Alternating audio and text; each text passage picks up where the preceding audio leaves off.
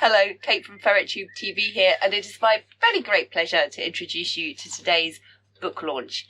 And it is Sue Knight's The Umbrellas of Hamelin. It's a charming title, and the genre is short story anthology. Here's some ferret-related notes for you, as my ferret... she's kissing me at the moment, but it could turn violent. Wait and see. Sue Knight's The Umbrellas of Hamelin will have you shivering with fear and then laughing aloud, which pretty much encapsulates the role of a ferret mama, she says, as one disappears down her top. The range of genres in this anthology mirror the varied personalities and quirks of the ferret mama's furry friends. Mischief, excitement, and intense unpredictability are so embedded in the Umbrellas of Hamelin. Oh no, I've got to climb up. Come on, where are you? Oh, there you are. Anyway, moving on. The range of genres in this anthology mirror the varied personalities and quirks of the ferret mama's furry friends. Mischief, excitement, and a sense of unpredictability are so embedded in the Umbrellas of Hamelin, it's a real surprise to realise there isn't a single ferret under any of those umbrellas. Well, she's finally come out of her exploration. Don't worry, the ferret's fine. No ferrets were harmed in the making of this introduction. But I really hope that you enjoy today's book launch. Sue Knight, The Umbrellas of Hamelin. Why did I take this book? We've already published 2 of Sue Knight's novels, plus 1 novella, and a book of poetry that she edited, but I've known for a long time that she is a short story writer, and she's been threatening to bring me a collection of her short fiction for years, so I was delighted when it finally landed. It was every bit as good as I expected it to be. These are stories that make every single word work for its place on the page. It makes for powerful storytelling. I made the decision to add Sue's novella at the end of this collection because I know it will appeal to people who enjoy the stories.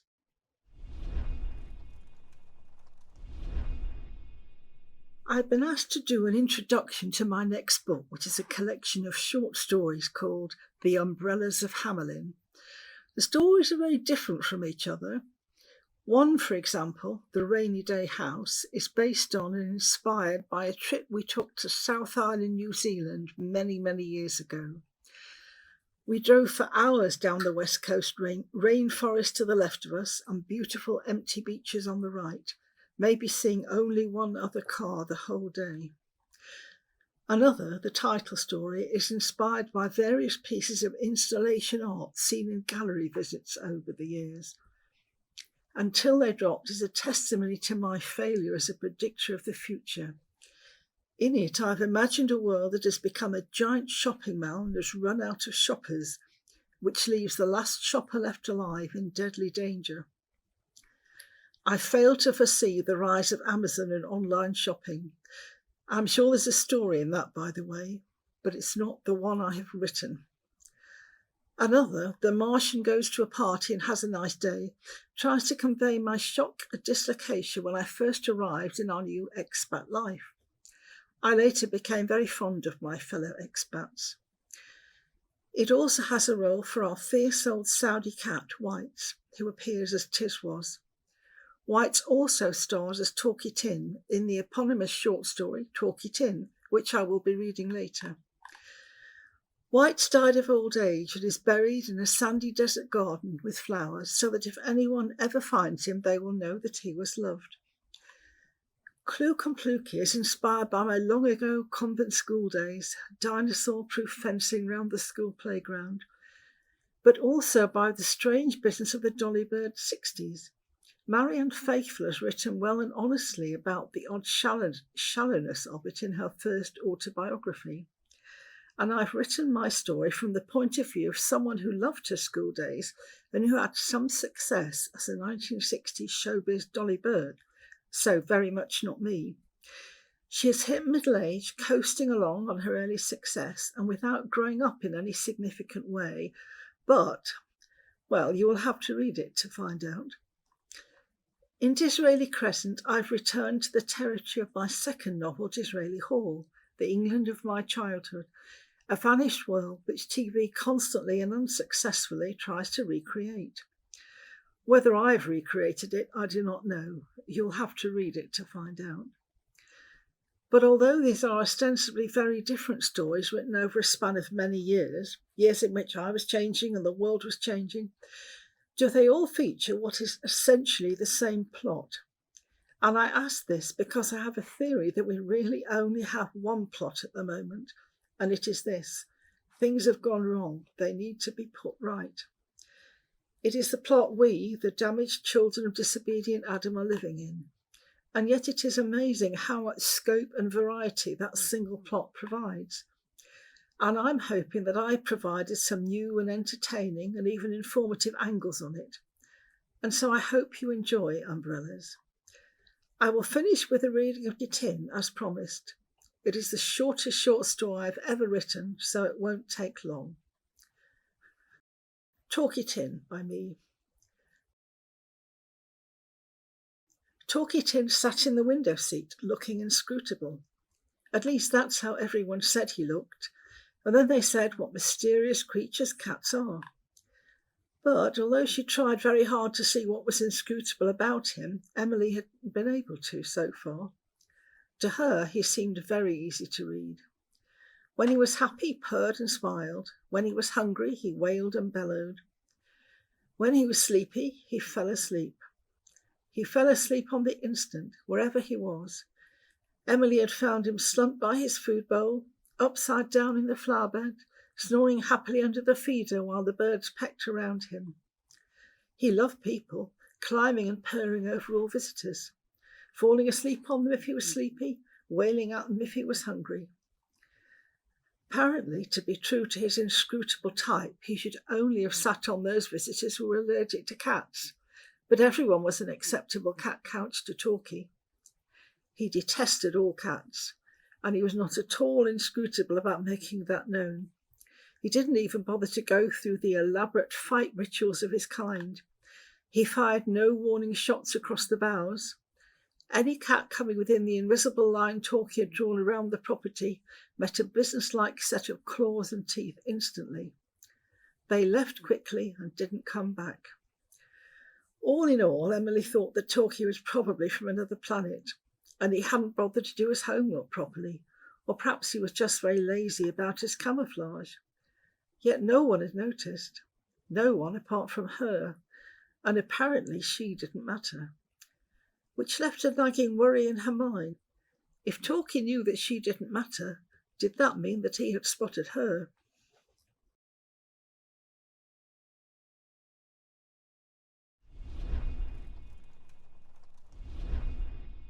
Joining us on the line now from the UK is Sue Knight. She is already an accomplished poet and dystopian short fiction writer, but she's with us on the book show to talk about her first full-length novel. It's called Waiting for Gordo. It's billed as an eco-thriller and is set in the Maldives. The book explores eco-destruction, responsibility and the darkness that so often underlies the beauties of nature. Welcome to the book show, Sue. Hello, and thank you for having me. Pleasure. Thank you very much for joining us. Initially, I thought, set in the Maldives, how lovely, but it's not all lovely, is it? Well, no.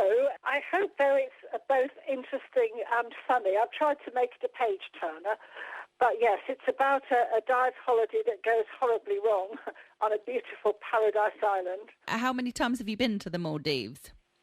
Do you know, I was trying to count up and I can't. We were expatriates for 25 years. We worked in the Middle East. And my husband is a scuba diver. And for many years, he took a party of divers to the Maldive Islands every year. And usually I used to go with them. I'm not a diver myself. So I've been many times, but I've actually lost count. Oh, how lovely. So beautiful. Yeah, and it was a wonderful life, actually. The beauty of the islands really inspired me. They are sort of the perfect paradise tropical island. I was going to say, how would you describe them? Because looking at photos on the internet, it really does look like a paradise, as you say. Well, they are. I mean, it's very, very hot because you're sort of sitting on the equator there, more or less.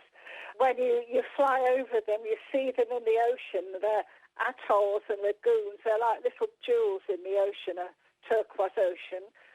The islands don't have any cars on them, so there's no traffic noise. The nights are beautifully quiet with very bright stars. You just hear the waves beating at the island's edge. They are lovely, but of course, nothing is paradise at the moment, so they aren't paradise any more than anywhere else is, which does come out in the book. Yes, where did this negative side come from then about the Maldives? What did you discover? Well, it's nothing about the Maldives, but really what I was thinking about is the way, the kind of, I suppose, the tensions of tourism. You know, we find a beauty spot, beautiful unspoilt spot, then we all pile in, and do we spoil it by piling in like that?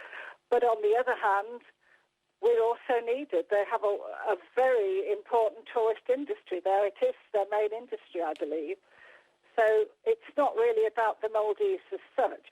Oh, and it's also about the way that nowhere actually is paradise at the moment. Everything, there's always tensions wherever you are. So what do you mean about the eco side of things, the eco-destruction? Well, just the weight that's put on the islands by what we have, what we expect as tourists. I mean, when my husband first went there, the accommodation, many years ago, the accommodation was pretty basic. The food was pretty basic too. It was fish from the ocean, rice, coconuts. But now, as tourists, you know, we expect a sort of a full buffet. I do dwell on that quite a bit in the book. You know, we expect kind of everything, and we expect a high standard of accommodation. And I understand, I'm not an eco-specialist, but I understand it puts quite a lot of pressure on the fragile structure of the islands.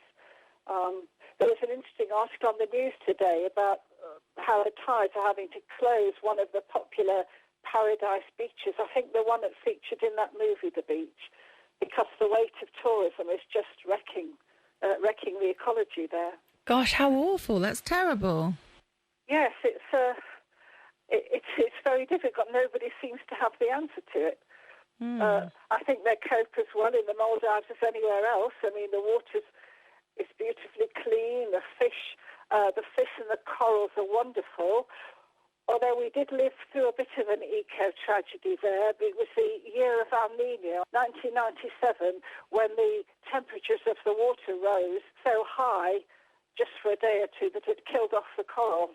Oh, really? What, all of it? Yes, when we went there, the reefs were bleached. It was extraordinary. Of course, they're recovering in a slightly different way, but that was nothing to do with tourists or tourism. It was the forces of nature, you know. Gosh, I remember when I was in Australia many years ago and did a bit of diving in the Great Barrier Reef, and everybody was told to be so careful, you know, not to touch it and not to break it, and, you know, be really careful of the coral. Yes, that is the rule for divers. You don't want to go touching the coral. You don't want to go damaging it. And the other thing is, if you put your hands on the coral, you can never be sure what you're putting your hand on. Yeah, it can cut you as well, can't it? It can be very sharp. Or it can give you a very nasty bite.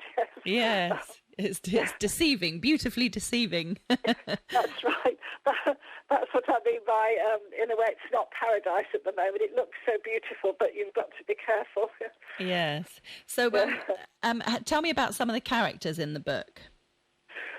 Well, I'm in it really as Miranda. She is me. I put my husband in. I don't think he can see me. I Jim, her husband. But I have had to be very careful not to base any of the characters on anybody else, because my original thought was they were all going to be murdered one by one in some mysterious way. Gosh. but in the end, I couldn't do that. They all started to disappear one by one. Okay. And this is this all set on the same trip? How long does the story last? Does it go over? It's just a week. And it's a party of expat divers, Brits and Americans. They're going off for their annual dive holiday, as they always do. But this one, it just goes wrong. So you'll say that Miranda's based on you and Jim's based on your husband. Are you talking about things that actually happened, or is it more personalities based on you? More the personality. So I say Jim is based on my husband because I once caught him reading a book on our flight. We used to fly over very cheap airlines that were quite rickety, and I caught him reading a book called Great Airline Disasters of the World, just as we flew across. So I've put that aspect of his character into the book and his love of diving. That's all really. I can't believe you'd read a book about plane disasters whilst being on a plane. I know. My But he goodness. did, yeah.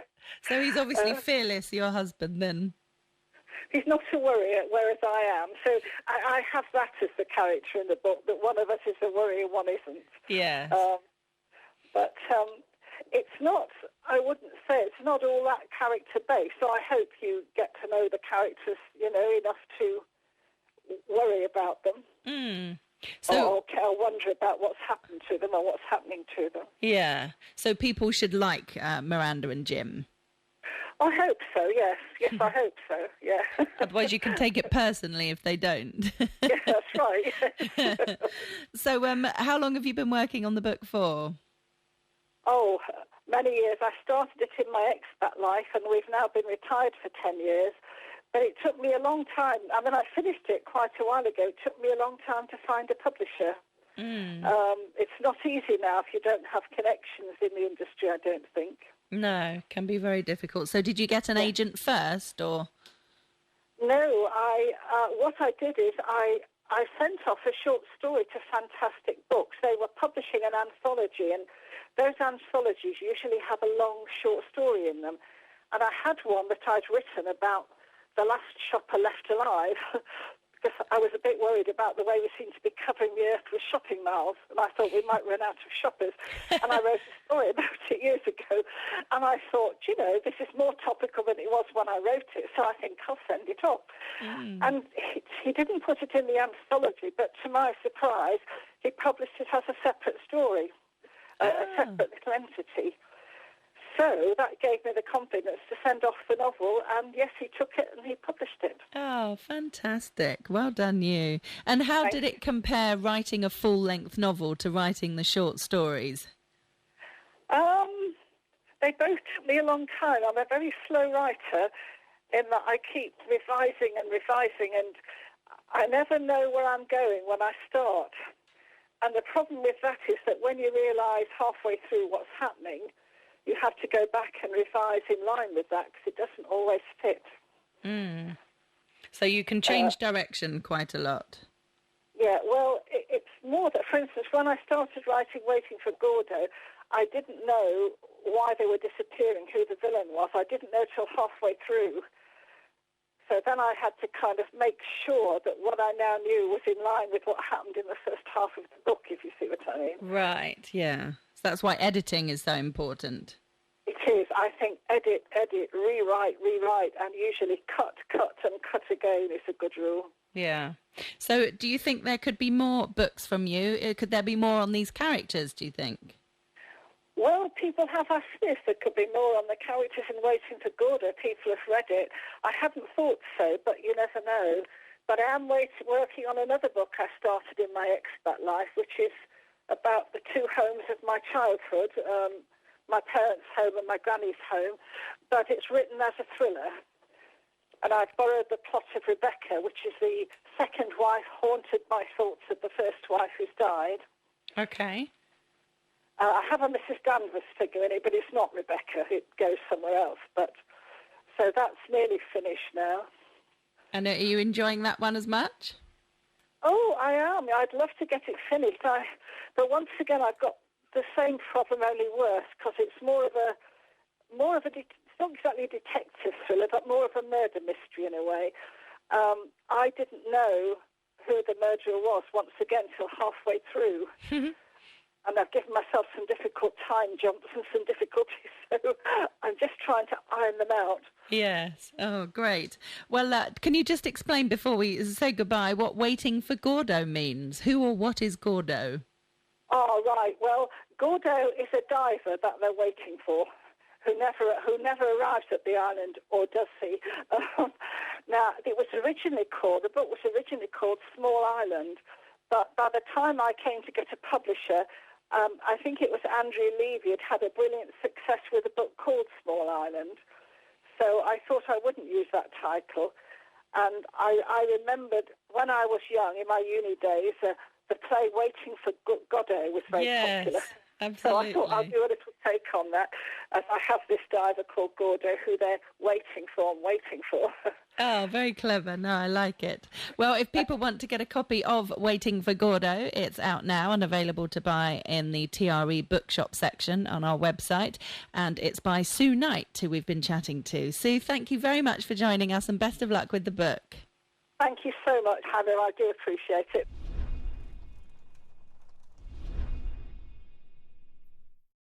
The Umbrellas of Hamelin by Sue Knight.